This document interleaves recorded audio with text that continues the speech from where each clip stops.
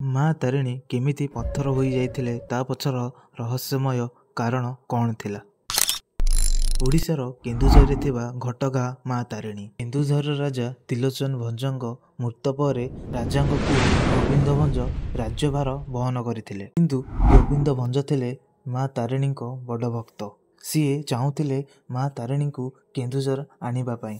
ରାଜ୍ୟଭାରର ବ୍ୟସ୍ତରେ ତାଙ୍କ ପାଇଁ ସମ୍ଭବ ହୋଇପାରୁନଥିଲା। ଦିନେ ପୁରୀର ରାଜା ପୁରୁଷୋତ୍ତମ ଦେବ ଗୋବିନ୍ଦ ରାଜାଙ୍କୁ ଡକରା ଦେଲେ।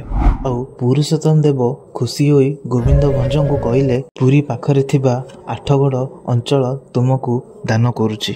ଗୋବିନ୍ଦ ଭଞ୍ଜ କହିଲେ, ମୋତେ କିଛି ଦେବାକୁ ଚାହୁଁଛନ୍ତି ଯଦି କାଞ୍ଚିରୁ ଆଣିଥିବା ମା ତାରିଣୀଙ୍କୁ ଦିଅନ୍ତୁ। ମାଙ୍କୁ ମୁଁ କେନ୍ଦୁଝର ନେବାକୁ ଚାହୁଁଛି। ରାଜା ପୁରୁଷୋତ୍ତମ ଦେବ କହିଲେ, ମା ତାରିଣୀ ହେଉଛନ୍ତି ପାତାଳୀ। ତୁମେ ତାଙ୍କୁ କେମିତି ନେଇପାରିବ? ନିଜ ଇଚ୍ଛାରେ ଏଠିକୁ ଆସିଛନ୍ତି। ଏହା ଶୁଣି ଗୋବିନ୍ଦ ଭଞ୍ଜ ଦୁଃଖରେ ଭାଙ୍ଗି ପଡ଼ିଲେ।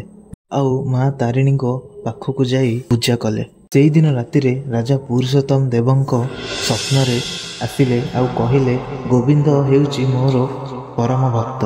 ସହିତ ମୁଁ କେନ୍ଦୁଝର ଯିବି, ତୁମେ ଅନୁମତି ଦିଅ। ତା ପରଦିନ ପୁରୁଷୋତ୍ତମ ଦେବ ରାଜା ଗୋବିନ୍ଦ ଭଞ୍ଜଙ୍କୁ ଡାକିଲେ ଆଉ କହିଲେ, ମା ତାରିଣୀ ତୁମ ସହିତ ଯିବା ପାଇଁ ଇଚ୍ଛା କରିଛନ୍ତି। ତୁମେ ମା ତାରିଣୀଙ୍କୁ ନେଇଯାଇପାର। ଗୋବିନ୍ଦ ଭଞ୍ଜ ଖୁସି ହେଇଗଲେ। ହେଲେ ସେ ଭାବିଲେ ମାଙ୍କୁ କେମିତି ନେଇପାରିବି। ତାର ଉତ୍ତର ପାଇବା ପାଇଁ ସେ ମା ତାରିଣୀଙ୍କ ପାଖକୁ ଗଲେ ଆଉ ପୂଜା କଲେ। ସେ ସମୟରେ ବାଣୀ ହୁଏ, ମା କହିଲେ, ମୁଁ ଯେମିତି ପୁରୀକୁ ଆସିଥିଲି ସେମିତି ତୋ ସହିତ କେନ୍ଦୁଝର ଯିବି। ତୁ ଆଗରେ ଯିବୁ, ମୁଁ ତ ପଛରେ ଘୋଡ଼ା ଉପରେ ବସି ଆସୁଥିବି। କିନ୍ତୁ ତୁ ପଛକୁ ବୁଲି ମୋତେ ଦେଖିବୁ ନାହିଁ, ନହେଲେ ମୁଁ ସେଇଠି ପଥର ପାଲଟି ଯିବି। ମୋ ପାଉଁଜିର ଶବ୍ଦ ଶୁଣି ଜାଣିବୁ ତୋ ପଛରେ ମୁଁ ଆସୁଛି ବୋଲି। ଲାଗି ପଡ଼ିଲେ, ସବୁ ପ୍ରସ୍ତୁତ କରି ଚାଲିଲେ ମାଙ୍କୁ ନେବା ପାଇଁ। ରାଜା ଆଗରେ ଗଲେ, ମା ତାଙ୍କ ପଛରେ ଥିଲେ। ଆଉ କେନ୍ଦୁଝରର ସୀମା ଭିତରେ ପ୍ରବେଶ କରିବା ପରେ ଗୋଟେ ଶାଳୁଆ ବଣ ପଡ଼ୁଛି। ଏଠି ମା ତାରିଣୀ ରାଜାଙ୍କୁ ପରୀକ୍ଷା କରନ୍ତି, ପାଉଁଜି ଶବ୍ଦ ବନ୍ଦ କରିଦିଅନ୍ତି। ରାଜା କିନ୍ତୁ ପାଉଁଜିର ଶବ୍ଦ ନ ଶୁଣିକି ବ୍ୟସ୍ତ ହୋଇପଡ଼ିଲେ ଆଉ ସେ ପଛକୁ ଚାହିଁଦେଲେ।